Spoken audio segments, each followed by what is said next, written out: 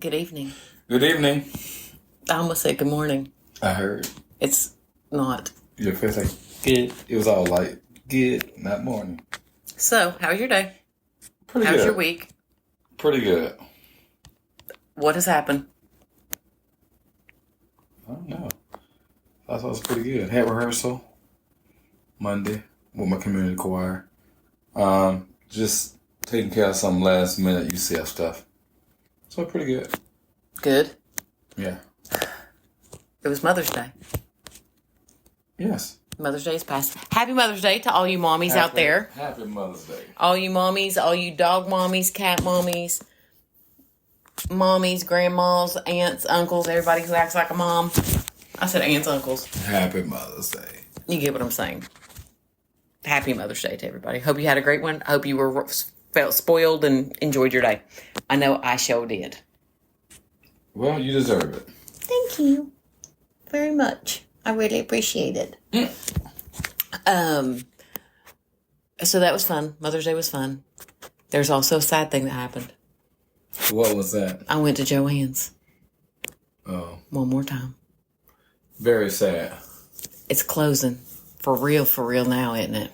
What, a little under a week or over? Under a week. Yeah. I was thinking about going back this evening. Go ahead. I don't know. I might. It's just sad in my soul. Right. You done bought most of the Joanne, so... I didn't. You got about a year's supply of yarn. Depends how fast I crochet. Okay. It could probably be a year, honestly. I mean, honestly, okay. As long as you're happy with yarn. I enjoy it. I am yarning. So that was sad, but fun. Me and Karen went to 2 Joann's together, which was fun. That was adventure yarning. Going to a foreign Joann. Mm-hmm. And then Saturday, I didn't do nothing. Then I had to have my yearly physical, which makes me cry like a big baby. Yes. I don't like it. It stresses me out. But you did so well. No, I didn't actually. Like, I was a baby. Well, around me you did well. I mean, I was kind of mean to you. I'm sorry. You weren't mean to me. In the doctor's office when you were trying to make me feel better, and I got mad at you for smiling. Oh, it was. I didn't think it was mad. It made me smile more. I started laughing actually. That's not very nice. I said, okay, it was still funny. I said, relax, don't be mean. I can't help it.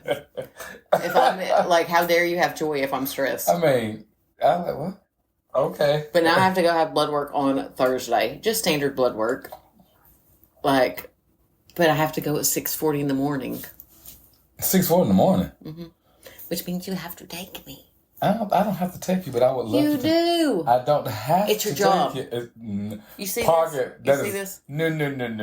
It is not my job. I do this because I want you and I love you. Period. Hard stop. The end. It is not my job. You've created this monster. Yes, sir. David Horn. That was not your mom and daddy created it. Well, listen. Nancy didn't. Yeah, no. David, God bless the dead, you know. I mean...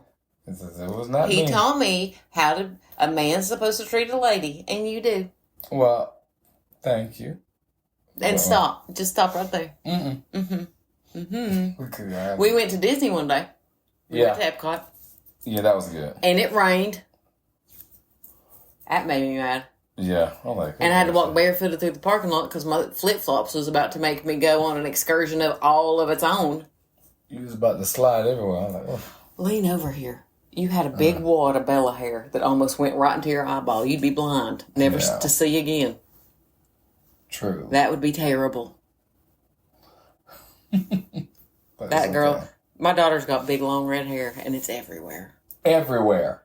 Like, everywhere. Yeah, it's irritating. I found her hair in the suitcase in Italy. And she did not even go to And there's probably some rando person from Italy who has found her hair, like, in their shirt. Because that's the way she is with her hair. Did anything else happen? Nope. You just want me to move on. Not one thing has happened. Oh, I hate you. Let's move forward. Okay. So, there's something that I want to talk about this week. And Jeff don't know. I've been keeping them secret from him. But just things that we have talked about, I kind of keep throwing back. Like up there.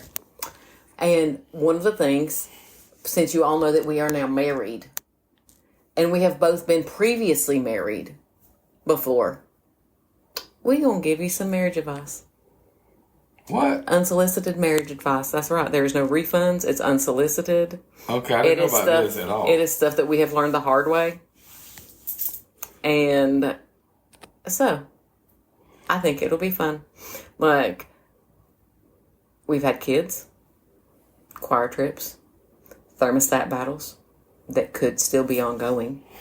I've had arguments in IKEA.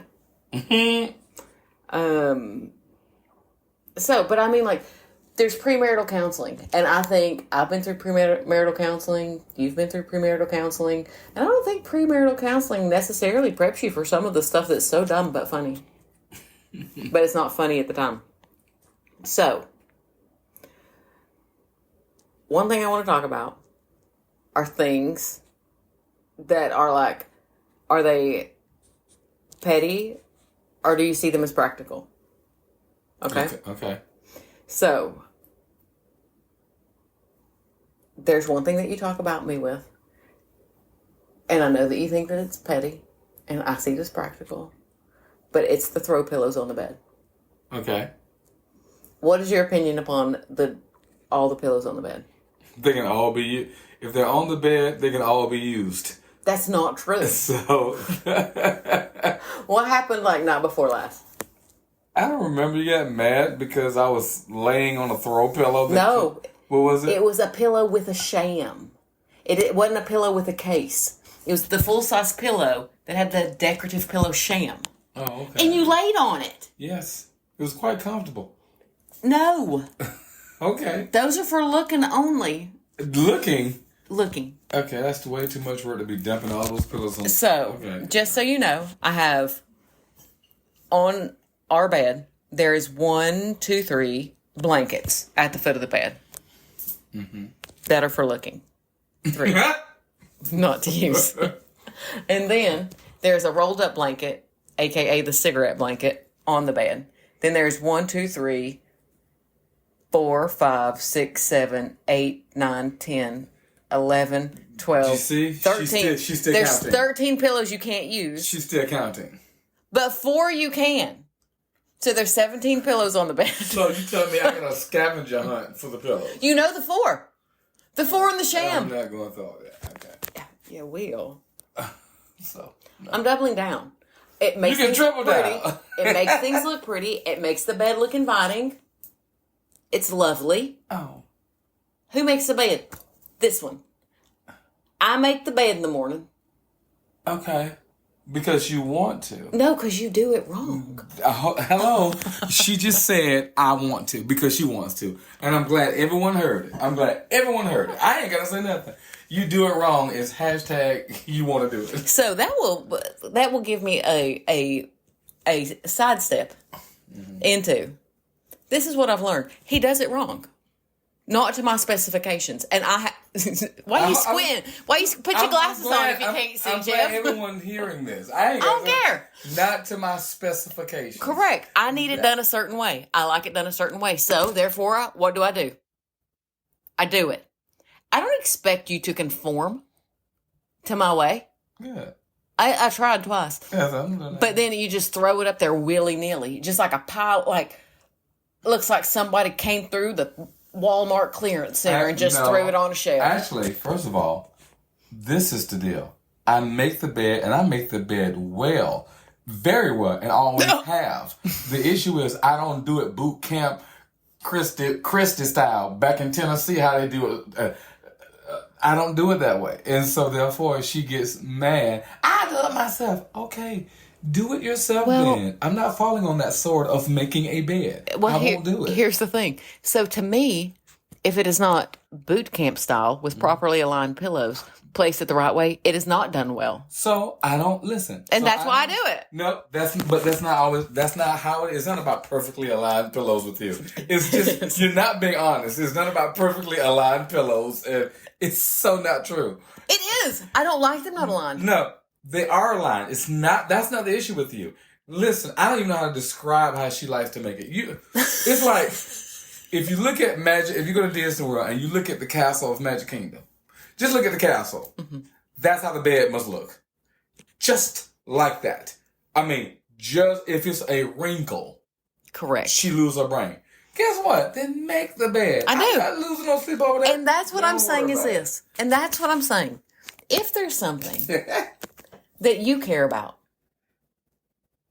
that bad, that it gives you blind rage, then just do it. Here's another one, okay? How about cooking? Can I cook? Yes. Can I cook? I can bake. I think you are a very good cook. Do you like to cook? No. I hate it. I love cooking. And you're baking. A really good cook. I love cooking. I love baking. I don't have a problem with it because I love it. And so here's the thing. One thing that I realized that we have done just because maybe we're older and we figured it out, but we have really created like divisions of labor without saying divisions of labor. Like, he likes to cook. I do not like it. So he cooks. If I see a recipe that I think that would be delicious, mm-hmm. I'll send it to him. And if he's like, I don't want to cook it and I really want it, then I will. Right. He's absolutely the best at that and cleans the kitchen better than anybody. Like, I don't clean the kitchen well like him. I hate that too. I can make a bed, but the kitchen, not as great. Here's another one that's hilarious. Towel folding. Oh, yeah. Military again comes out into play. And the reason why it's military, because she was in the Air Force, so she learned how to do it Air Force style. So she brings Air Force style to home. Yes. So therefore, you understand what's going to happen. It needs to be a cadet E. What? Which means that the end of your towel needs to look like a lowercase e. You fold it in half. Long ways, you fold it in half. Then you fold it in half again. And then you fold it in thirds, which makes an E. And all the edges need to be aligned. People just fold it in a square like a savage, and there's raw edges everywhere. But why? Oh, my God. But she has to call it a savage. So this is one of those things in which, am I that committed to folding towels in a letter E? Or whatever you said? Cadet E. Cadet E? Obviously, I'm not. So I won't. I fold my towels the way I like them folded. If she doesn't like them, then she can go on and fold it. Again, I don't lose sleep over it. Don't get an argument over it. And I move on with my life. It ain't worth it. It's a freaking towel. I ain't doing it. But people fight, like, for real, over things like this, like divorce. I'm not one of them. No, that's what I'm saying. That's what we're talking about. I was like, yeah, please. Thermostat. Now, this is something he is an angel over because I have a very high body temperature. No, I don't. I have what is it that I have? I'm always cold. I'm always cold. Like, people are like, I don't know how you live in Florida. It's so humid. It's like, I don't have pain in Florida. And I do when I go other places when it's cold. So, what is the degree? I keep the house on during the day. And the reason why it doesn't bother me so much because I'm usually at work, so I don't have to deal with it. But she likes this temperature, 80 degrees in the house. And then when it's a 2-story home, the top floor is hotter than the bottom floor.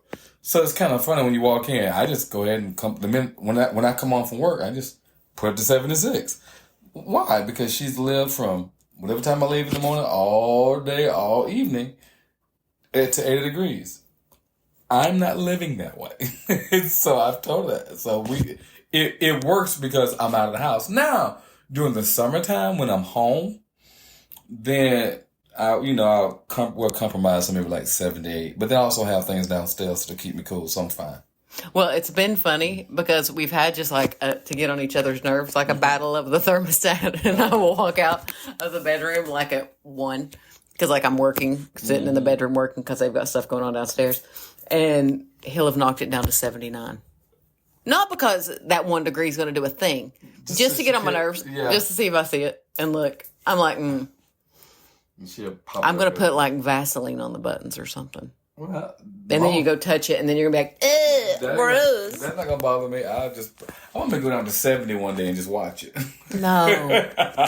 No, that would be terrible. It would never get there. I would know it too quick. I know. Because I know when it goes down a degree. Mm-hmm. Okay, now here's one that's more serious. I think that we have done very well about picking words that we don't say anymore to each other. Right. Because it's just hurtful for whatever reason. And triggers. Yes. One, I did a poll on it. 93% of you people agree. Calm down. Yeah. No one ever gets calm by saying calm down. Calm down. Stop tripping. Like, really? If you want to see me go from 0 to 60. Well, actually, from 100 to 2,000. I mean, maybe. Calm down is not the phrase to use. Like, it's almost like you're better than the other person, I think, is the way that it comes across, especially in the heat of a moment or in an argument. Right. But, I think that one thing that we both, it's something that I've practiced a long time. And, because the industries that I've worked in the past, a level head, you always had to have a level head and you could never show your emotions. You had to keep it down. I'm good at staying calm in a heated situation and spouting facts. That's one of my best, I would say that's one of my best character traits. I would say that's better than being nice. Okay. That it's a positive. I'm not one that will say, like, well, your dog's ugly. Like, I won't say stuff just for the sake of being mean and to insult, like, in the heat of a moment. Correct. I will spout factual truths. Because you can't argue with facts. No. Like, I mean, you can, but you're still wrong. And then if somebody's arguing a fact with you, I don't have to invest anymore.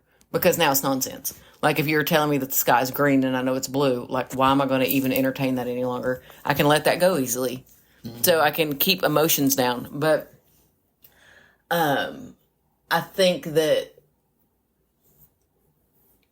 when we fight, because we fight, we've argued. We don't agree on everything. I know it's hard for you guys to believe that we are not sitting around singing Kumbaya and just holding the throw pillows at night and talking about how much we love them all together. I'm going to get rid of those throw pillows. You're not. Just listen. Just to have the ones we're supposed to sleep on the bed, just to see how you react. It would look like prison. I just want to see it. I'm going to videotape it and upload it. Like, welcome to Guantanamo Bay. This is what she does. No, I couldn't handle it. It'd be hilarious. But there's things that we just don't say to each other. Like, calm down is one. Yeah. Do you have any thoughts of stuff that you stopped saying because of me? Mostly calm down. That's the one. I think that's the big one. Because at the end of the day, it does the direct opposite. And it doesn't serve a purpose. I can see why people say it, though. I do understand why you say calm down. Because sometimes you want to hear what the person says. And you can't hear what they're saying. If they're, yelling or screaming or not locked in or it's hard to follow. But that's when you try to find other keywords. Or, one time I said to you, hey, I really want to hear what you're saying. Mm-hmm. Can you repeat that? And slow down. So I can understand. In other words, in other words, I want to hear you. And I want to give you what you need. But I cannot understand you when you're in this mode. If it's calm down, it comes across as adversarial. And you just tired of hearing them, which both could be true. But at the same time, does it serve a purpose? And, not perfect. It's not perfect at all, but you just have to continue to work at it. That's what I think. No no expert. But my therapist is good too. She's awesome, and I've had it for a few years now. And the one thing and we talk about a lot of wide ranging things. And one of the words that she used was sometimes a person can flood you, meaning they could flood you with so much information that you stop hearing because they're throwing so many things. They're throwing so much at you, and before it get to a point to where you tell somebody to calm down or you blow up, it's more so of saying, hey, I want to hear you, but right now you're giving me too much information to process. Give me this much. Let's stop here. Let me process this and let me come back and revisit it, talk about it in the other stuff. Because you have to learn what your triggers are. And I know with anything, flooding can be one of mine. If someone gives me way too much information and I'm still trying to process 1 through 5 and you don't give me 1 through 25, well, let's pump the brakes. And my therapist was really good at helping me understand me and how I may react to certain things that may be counterproductive than, from the resolution and wanting to listen to your person or so on and so forth. I think that's common too with somebody with ADD, that you do need process time because your mind will jump to different things.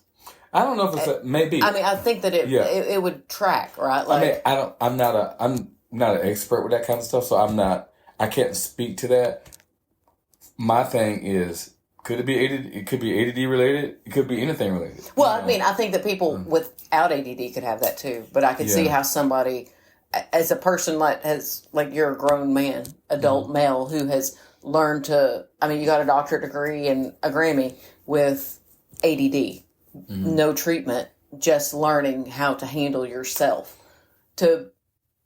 I can see that being a thing of overwhelm, having way too much information to try to, and especially if somebody does flood you, they're probably giving you a whole lot of information that's really not related to what the actual issue is. So then you're having to actually even siphon out what the true problem is. Yeah, maybe. Like from all of the garbage that they're spewing. Yeah. Maybe. And that's why I'm a fact-oriented person.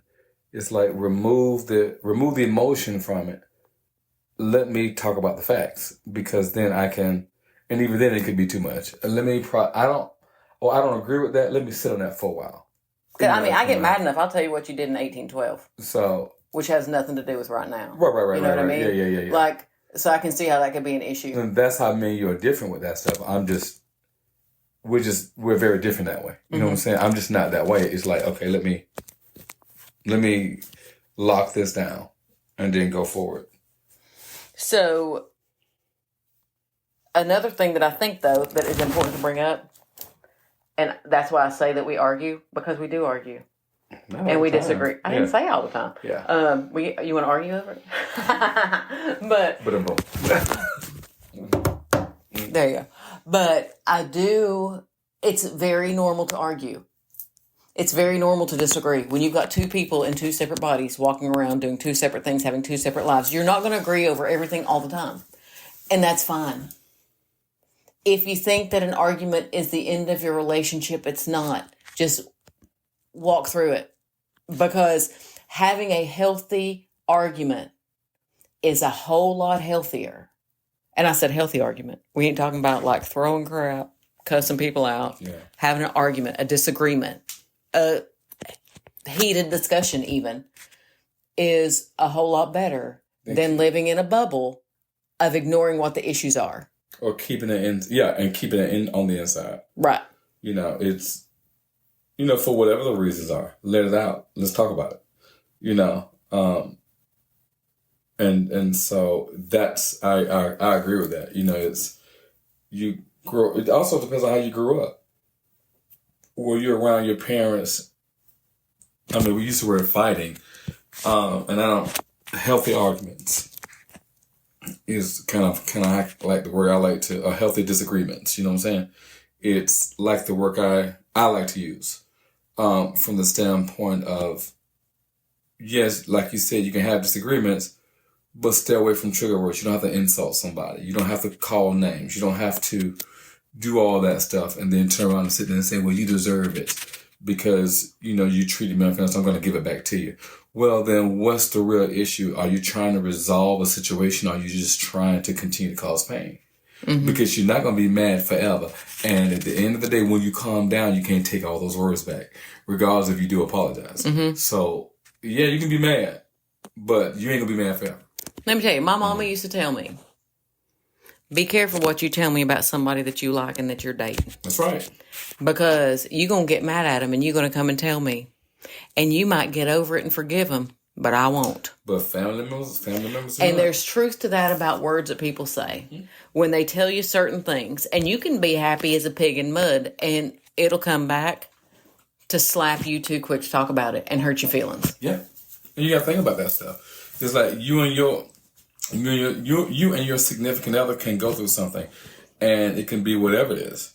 Absolutely. You go through it, you work through it, but if you end up telling your family members all this stuff while you healing and you two are tra-la-la-la-la and been happy, they do not forget and will remind you. Yeah, and I think that there is when you're in a relationship and you've got an argument with your spouse, it's kind of like a Judge Judy case, right? Like people before Judge Judy says, they did this to me. They don't say, they did this to me. They say, we broke up and we wasn't going to see each other anymore. And he broke my TV and he owes me $4,000 and he said he was going to pay half of this credit card bill and blah, blah, blah. This is literally what I just saw, like not even lying. The numbers are probably wrong, but the gist is the same. Right. And the guy shows up with no paperwork. She's got a stack of paperwork like 12 miles high, right? But guess what? The girl was cheating on him. They got in a fight. She was pushing him. He fell into her TV. Mm-hmm. She said, get out. You broke my TV and don't come back. She changed the locks. He didn't pay any more rent. You don't have to pay rent if somebody locks you out and changes the locks. Mm-hmm. And he wasn't on the lease. She didn't allow him access. He did say that he would pay half the credit card bill, but that was for her boob job. Mm-hmm. She got a boob job. She put it on a credit card, like a health credit card. He said he would pay half, but that's when they were getting married. She had yet to give back the engagement ring. Mm. So Judge Judy dismissed her claim and awarded him like $2,200. She was so... Well, but what had she told her family? All that. He did. He broke her TV and it goes both ways. Like, I mean, I'm just using that one because I just saw it. But, you might do, and you might feel right as rain, but when you start to forgive them, you can honestly kind of maybe see things that you did wrong too that they're never going to see. Mm-hmm. So think before you run your mouth about your partner in a negative way. Correct. Like, big one. Another thing that I'll say that is a big one. Intimacy. Okay. I think it's important. Mm-hmm. Like, whether it's holding hands in the car. Right. Kissing before you go to bed. Sleep with your person. Touch your person. Like, there is a connection, and you can get in a habit of not doing it. And the difference between your partner and your friends is intimacy. Like, I love Michelle and Karen. I don't kiss them goodnight. And I don't stick my feet on their feet. It's something I think that you can get sick, right? Like, we just dealt with me being sick for weeks. Yeah. A long time, yeah. But we sure enough still made time to be connected as a husband and wife. And I'm not talking about sex. I mean, it can be sex, but I'm not talking about sex. I'm talking about, like, you hold a hand. You have conversations that you only have. Maybe it's one of the things that you did that was so sweet. You wore a mask and came in here and rubbed my hands with massage oil. Mm-hmm. Like, massage my hands because my hands were, like, drawn up tight and sore. And, like, he's the only one that's doing that. No one else is doing that. I think it's important as a couple, whether you've been married for 50 years or 5, be intimate with your person. Intimacy could be a conversation. Right. Just walking, going for a walk. How was your day? Sometimes we misuse the word, intimacy and think all this stuff. No, sometimes it's just, let's go grocery shopping together. Not go grocery shopping and I sit in the car and you go grocery shopping. Right. But we go grocery shopping together. Looking at a fun show. It's just not with the kids around. You know what I'm saying? It's just y'all two just looking at TV and laughing at something. It could be so simple. The main thing is to find times. It could be 1 minute, 2 minutes, 3 minutes. It doesn't have to be, the whole day. It's more so of making that person feel like that person's a priority in your life. I guess that's what I'm trying to say. Yeah, one of my favorite things that we do is ride our bikes together. Or ride a bike, yeah. Yep. Me and you go ride our bikes. We talk. We look at houses. We laugh. We talk about the day. And there's no cell phone. There's no music playing. It's just us counting alligators, laughing. And it's a daily practice that we have of making sure that we're both okay. Because it gets harder. It's easier because of our jobs. It's easier during the summertime, oftentimes, because I'm not at work all the time. When the school, one of our moments of intimacy is, let's go to the park. Let's go to a Disney park. And it just walking around the park and laughing and talking or riding the bikes. Boom, there you go. And it don't have to be all day. It can be 30, 45 minutes. It take us maybe an hour, not even an hour to walk around the park at Epcot twice. We do a full loop around and just laugh and talk and see things. And then you'll realize you have some of your more powerful conversations like that too. It's interesting just the different conversations that we've had, or, and things that we've learned about life or mistakes that we've made and we have to be better. You have those conversations, or things that irritated you to death. You know what I'm saying? And sometimes you have great solutions just by walking around, riding the bike and talking about it. I was thinking, did you realize that? I thought the same thing. And next thing you know, you don't rode your bike about 5-6 miles and didn't even realize it. Had a very connected conversation. And you move on with your day. Yeah, I think it's... So I'm lucky to say that you are by far my best friend, which makes it very easy to be your wife. There's no one on the planet I would rather do anything with before you. Oh, stop it. Keep it up, keep it up, keep it up. But, you're the funnest guy. So I think, just because you're married, you still have to build not only a romantic relationship, and you do that. For Valentine's Day, you took me to where our honeymoon was, and a fancy, pretty dinner, and you're a good romancer. But at the same time, you work on building a friendship every day too. And not just you, us. And I think that's important.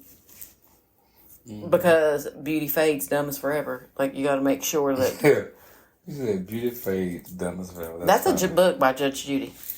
I'm just saying.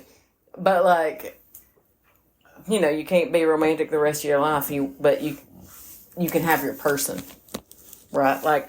The person, you need to have that friendship so that if you're helping that person go to the bathroom when they're 95. Right. It's a whole lot more than just fun. Right? So,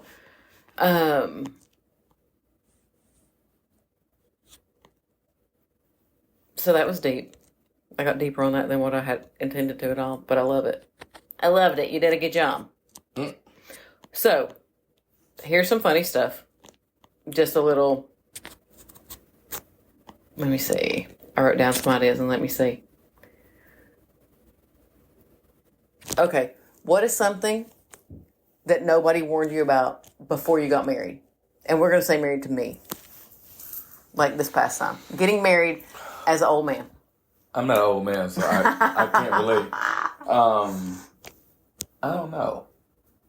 I don't have an answer to that. I'll give you a minute to think, and I'll give you mine. Give me yours, because I knew the question. Okay. I had answers. So okay, go ahead. It's a little not fair. But one of the things that nobody told me about getting married as a young lady that's a grown woman, that's 40-ish plus, is you get to be, it's really hard to become dependent when you've been independent. Okay, I can see that. Like, I'm one. I might say, hey, this happened the other day. I went to go throw something away. The trash can was full, and I just started pulling it up and taking it out. And you're like, what are you doing? I'm like, what do you mean, what am I doing? Right. And you're like, I'm taking out the trash.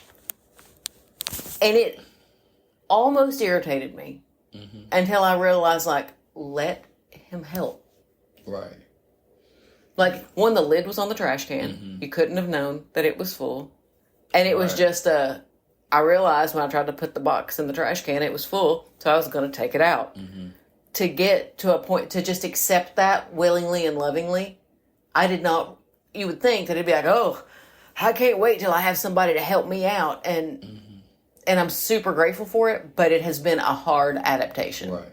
The thing that I've realized is that, in general, when I say you, not necessarily you, people can be so independent to the point to where they can remove someone out of their life. You can be so independent.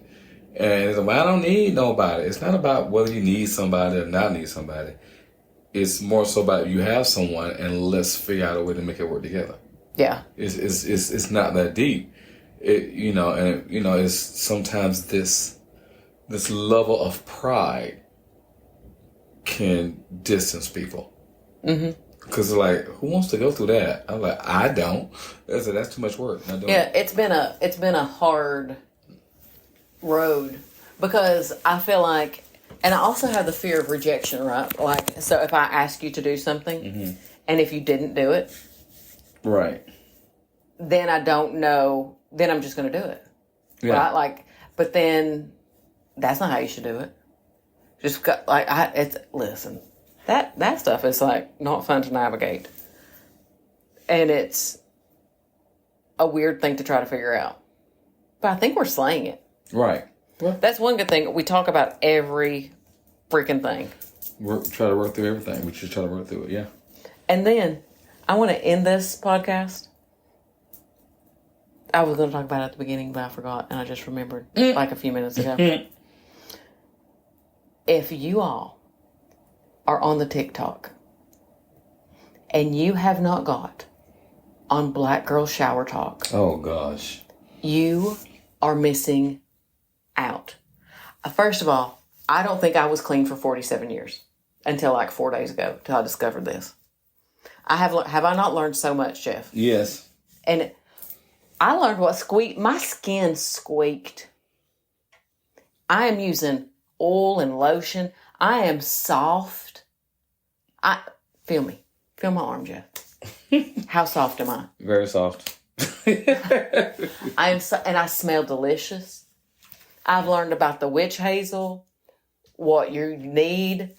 It has changed me. And I mean, I am telling you all, you need to get on. Like, I will post something about it somewhere so that you all know some of these ladies to follow because they have changed my life. If you all do not have an African exfoliating net, get you one. Get you one. Get you one. It will change you. It is fantastic. So, 10 out of 10. 10 out of 10. Gotcha. Like, you have a recommendation? Because that was mine. Nope. You don't have a product or something that you use this week? Oh, you got a cologne. I forgot the name of it, but I like it. Yeah, he got a really good cologne. He smells delish. I got a little jealous over it. I was like, where'd you smell it? Just being and I am. It's fun to be that way, though. Weird. I'm like, okay. It's fun. It's fun. Okay. Well, so, hope you had a good time. We will see you next week. Red and Green. The podcast.